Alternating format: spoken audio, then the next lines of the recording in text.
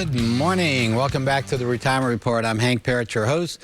All right, we were talking about, those later retirement years, and in fact left off with some questions that you might want to ask your advisors. So one of those is inflation affecting your savings. Are there ways to boost your retirement income to keep up with inflation? So this is an area when you're talking about the effects of inflation, you need your money to be making enough, to keep up with inflation and taxes, Otherwise the purchasing power is going down. So your money's got to grow. How to get it to grow, and then also the income needs that you have in retirement as you're taking money out, how to still get that growth, not only as far as growing your assets, but growing your income, over time. So again, a lot of strategies for that. I'll talk in a little bit about annuities as we go through as one of those. There are others, but that's one. What ways are there to leave something for your loved ones in groups I support? So, if you haven't gotten your estate plan in order up to this point, a great opportunity to do so. I have Russ Cook, I know, on quite often, as well as we've had Jack McCann on. And with Russ, we talk all the time. He will, for clients that are coming in and needing estate planning, we can get a free consultation for you. Something he normally charges, I think it's $400 or $450 for. We can save you that. Get a meeting with Russ and with me, so you get two heads there working on your estate planning, helping you, how to tie the financial part in with the estate planning, if you will, at the same time, and doing the projections to show how your estate, what it's going to look like, not just today, but what about 5 years from now, 10, 15, 20 or more, The longer we live, the bigger that estate hopefully is going to get, and especially with good planning it will, and then what that looks like with regard to those that you want, your loved ones or charities, church, whatever it might be, how to take care of that. Do you have enough money to pay for nursing home or long-term care?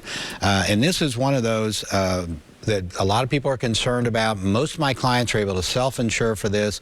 And by that, I mean it's that they have sufficient resources that, as expensive as long-term care can be, we tend to maybe overthink in terms of how bad it is. And when we start breaking it down and saying, well, what all resources do you have to apply to that? It doesn't all have to be covered just by insurance. So that's where sometimes you can self-insure, meaning you don't need insurance, or if you do need insurance, maybe it's a much smaller plan that you need. And there are products today, annuities, for example, that have long-term care benefits as part of your investing in these annuities. So a lot of different ways to cover that kind of need. Again, inflation, they keep coming back to inflation and taxes, Those are two biggies. All right, let's take a look. Key elements of a retirement income plan on the next slide, and understanding the difference between essential income and discretionary income. Essential income, for instance, are recurring monthly expenses, housing costs, utilities, transportation, food and household goods. Let's take a look at the next slide, in fact, and you can see this list.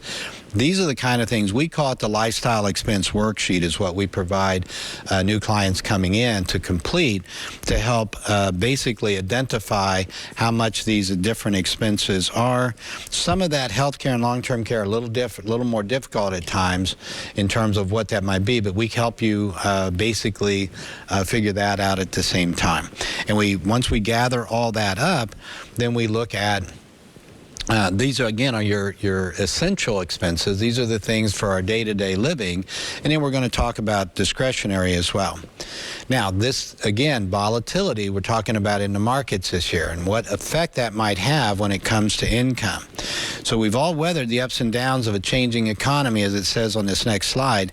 Market volatility is when stocks or bonds rapidly change price up or down over a relatively short time frame. So what we're seeing now, Look at the big swings that we've had this year, every day almost, it seems, And then again, that longevity. This is great news, but keep in mind, with longevity, there's a risk, All the other things that we talk about when we talk talk about inflation. The longer you live, the more impact inflation is going to have. About bear markets and volatility in the stock market. The longer you live, the more that's going to affect you. So these are areas where increased risk with costs, with taxes, everything goes up as we're living longer. And one of the risks that I talk about is sequence of returns risk. So if we look at a slide here, this is where you're planning for retirement sometimes years before you retire. But what happens, you know, in particular that first 5 years before retiring to the 5 years in first 5 years in retirement. That's one of the most critical times where volatility can really have a bad impact on you. Tony Robbins, in his book Money Matters, he talks about, does a great example in there, in fact, which I've shared with you here on the show before, showing how someone earning even 8% on their money on average could run out of money because they retired into a bear market.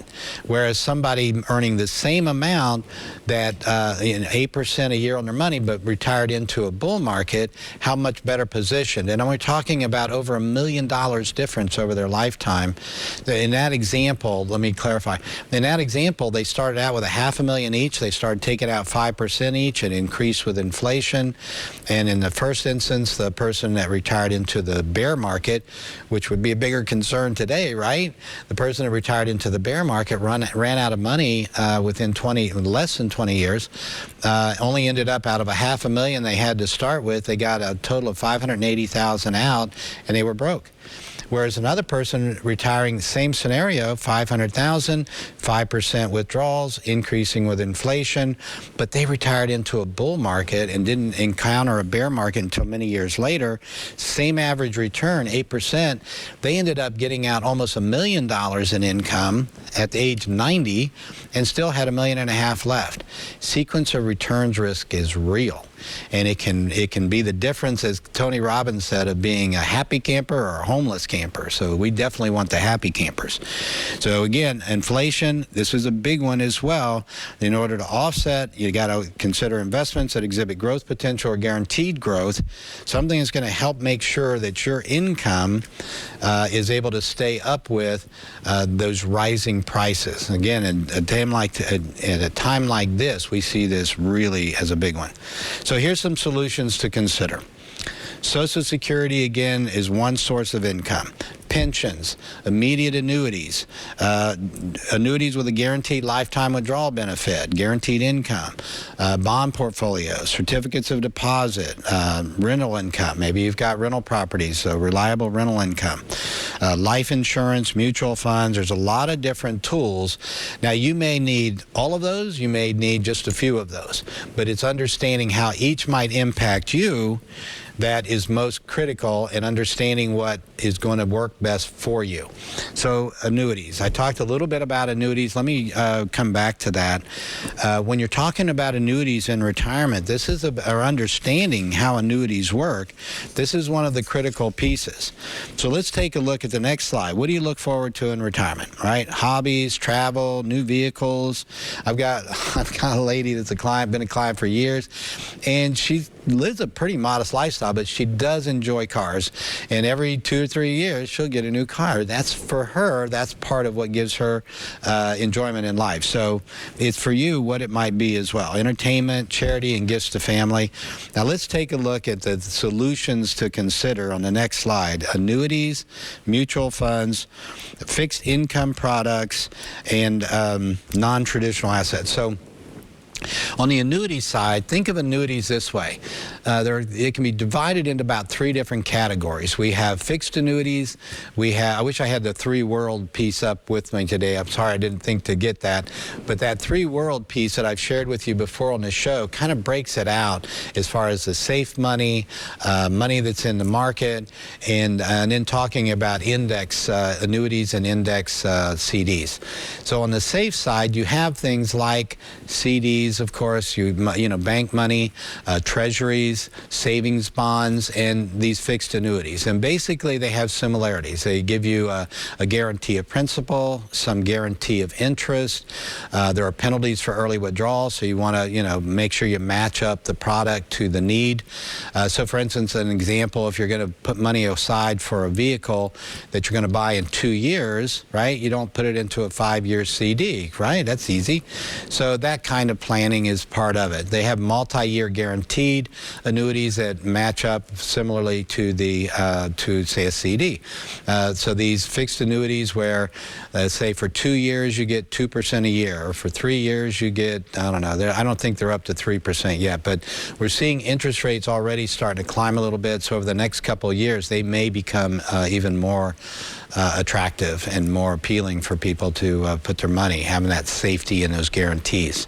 Then you got the market, of course. People invest in the market because, right, we know historically, the market stays that market investments will stay, if done properly, will stay ahead of inflation and taxes. So that's why in your 401ks and the like, you'll have mutual funds that you invest in, and maybe outside of those retirement accounts, you may have mutual funds as well.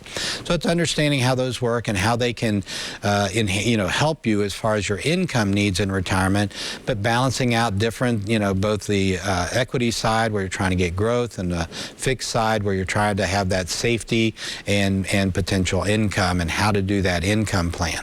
So when it comes to annuities, you've got what are called variable annuities. So in that market mix of things, when you're talking about mutual funds, variable annuities have what are called sub-accounts, and here you're basically investing in the market. You have that same risk, and typically annuities, because of their makeup, variable annuities have higher fees though. So you may see fees ranging from 3 to 5%, right, compared to in index funds, for instance, you may only have somewhere between 1 and 2% as far as fees. So your fees could be 2 to 3 times higher in these variable annuities than what they would be outside of them. So if you're going to take that market risk, right, keeping your costs down is going to help keep more of your money in your pocket. So variable annuities, might want to really avoid those, okay?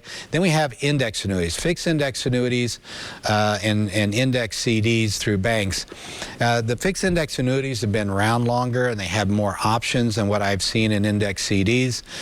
Here again, you've got all this, the safety world, right? That your principal is guaranteed, you've got some amount of interest that you're going to get, but it's linked to the market to help get you a better return.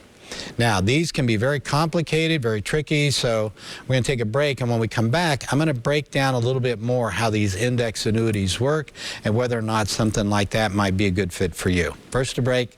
Join us here. We'll be right back on the Retirement Report.